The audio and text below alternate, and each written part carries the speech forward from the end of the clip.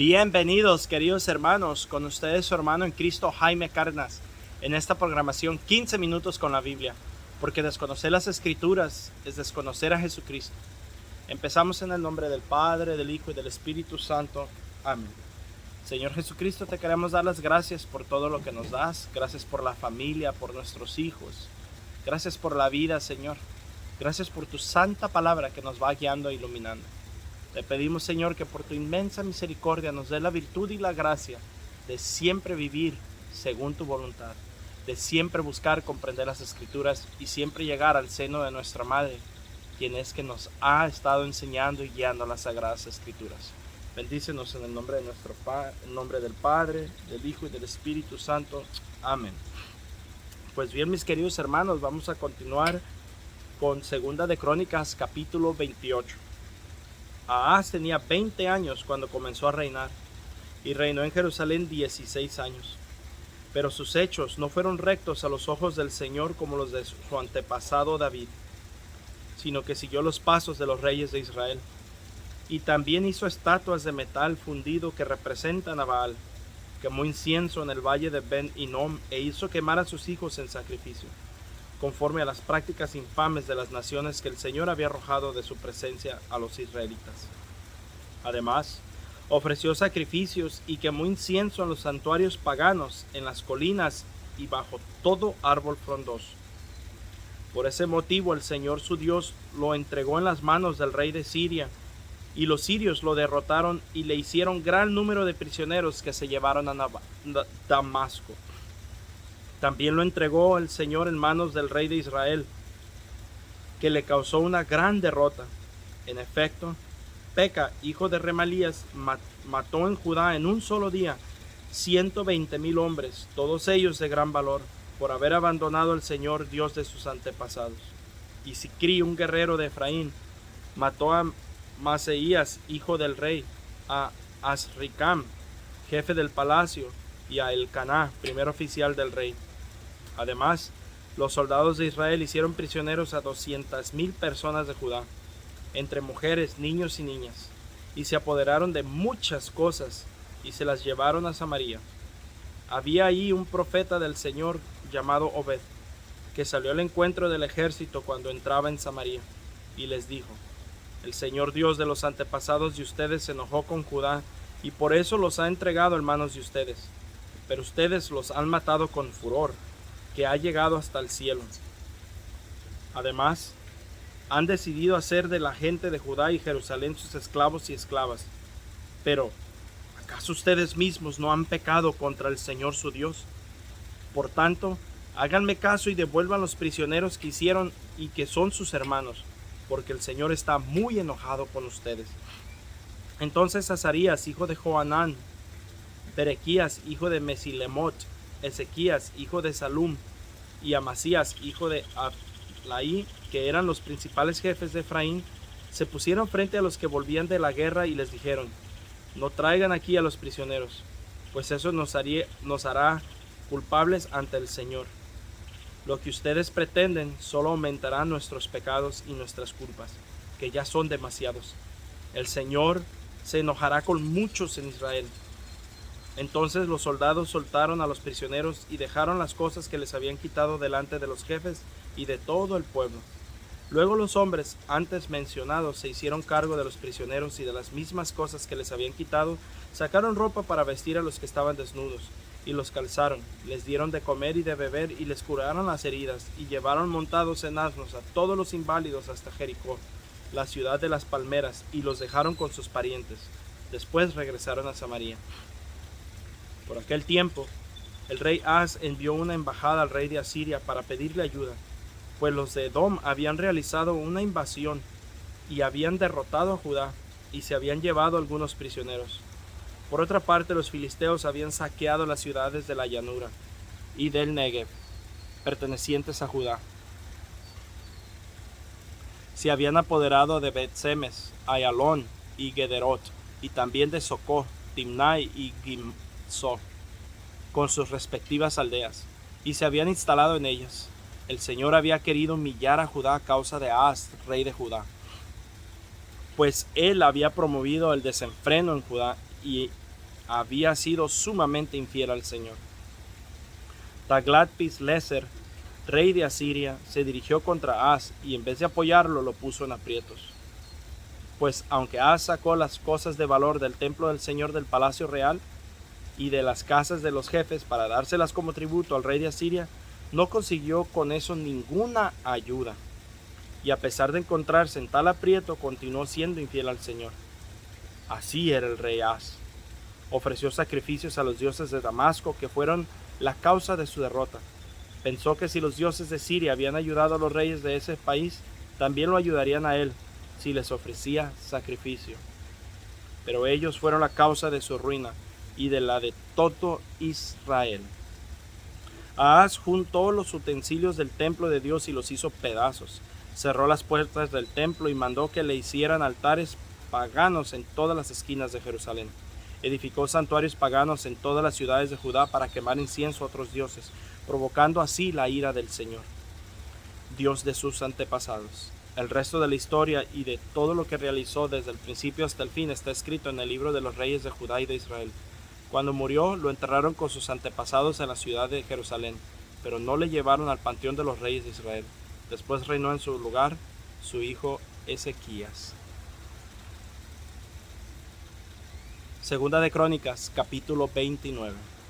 Ezequías empezó a reinar cuando tenía 25 años de edad y reinó en Jerusalén 29 años. Su madre se llamaba Abí y era hija de Zacarías. Los hechos de Ezequías fueron rectos a los ojos del Señor, como los de su antepasado David.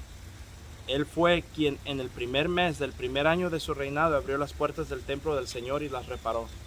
Luego llamó a los sacerdotes y levitas, los reunió en la plaza oriental y les dijo: Levitas, escúchenme. Purifíquense ahora y purifiquen también el templo del Señor Dios de sus antepasados.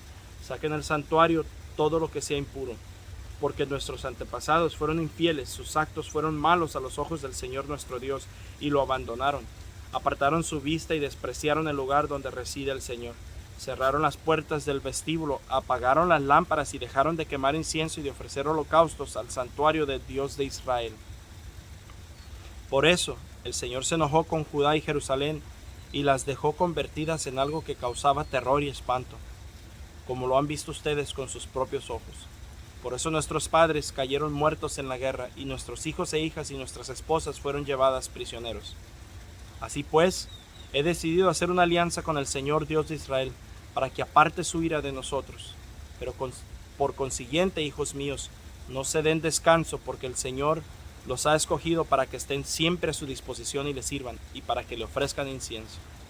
Los levitas que inmediatamente empezaron a trabajar fueron los siguientes: de los descendientes de Kehat, Mahat, hijo de Amasai, y Joel, hijo de Azarías. De los de Merari, Quis, hijo de Abdi, y Azarías, hijo de Jaalel. De los de Gersón, Joá, hijo de Simna, y Edén, hijo de Joá. De los de Elisafán, Simri y Jehiel. De los de Asafat, Zacarías y Matanías. De los de Emá, Jehiel y Simí.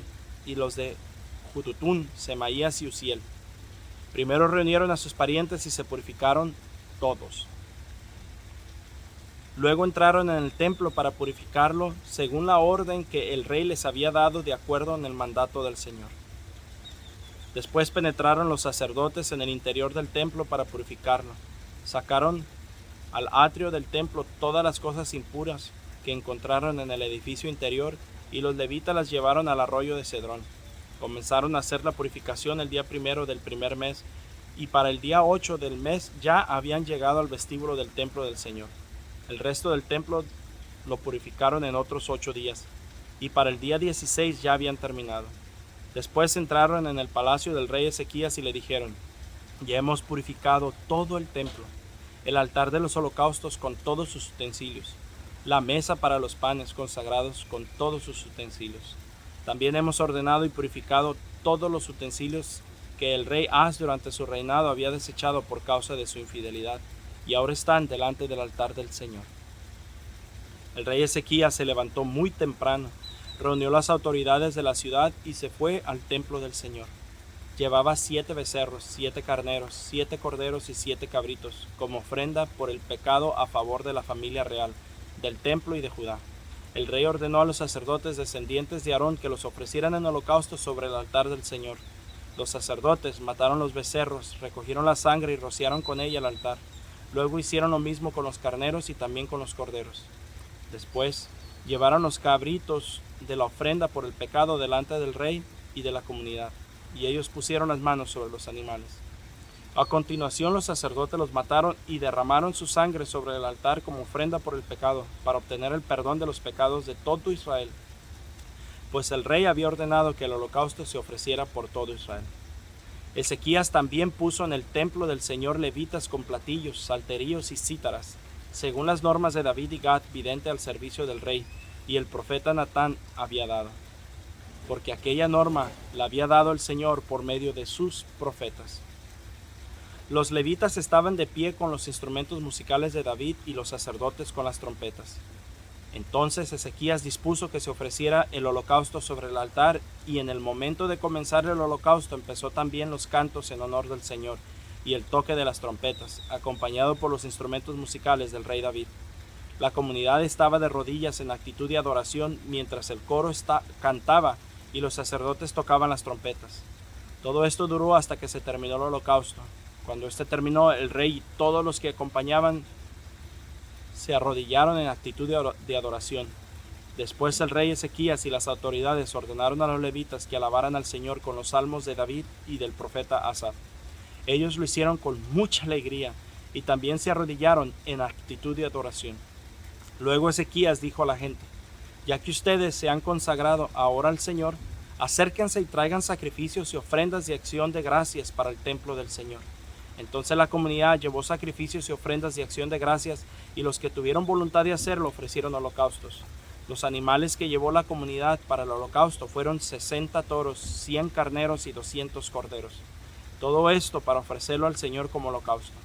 El total de los animales que se ofrecieron fue de 600 reses y 3,000 cabezas de ganado menor. Pero como había pocos sacerdotes y no alcanzaban a quitarles la piel a todos los animales para los holocaustos, tuvieron que ayudarles sus hermanos, los levitas, a terminar la labor, hasta que los otros sacerdotes se purificaron, porque los levitas se habían mostrado mejor dispuestos a purificarse que los sacerdotes. Además, había una gran cantidad de holocaustos para ofrecer, y la grasa de los sacrificios de reconciliación y las ofrendas de vino que se había junto con los holocaustos. De este modo se restableció el culto del Señor, y tanto Ezequías como todo el pueblo se alegraron de que Dios había hecho lo que Dios había hecho por el pueblo, pues todo había sucedido con gran rapidez. Palabra de Dios. Mis hermanos, hay dos puntos en los cuales yo quiero tocar, uno un poco más breve por el historial que ya llevamos, y el otro sí me quiero detener un poco. El primero es que aquí nos enseña por primera vez una diferencia de dos maneras de hincarse. La primera fue cuando los profetas se hincaban ante los reyes, se hincaba la gente ante los profetas, donde había mucha postración hasta tocar el suelo. Pero nunca dijo algo tan claro como lo dice en esta lectura, al menos no recuerdo haberla leído.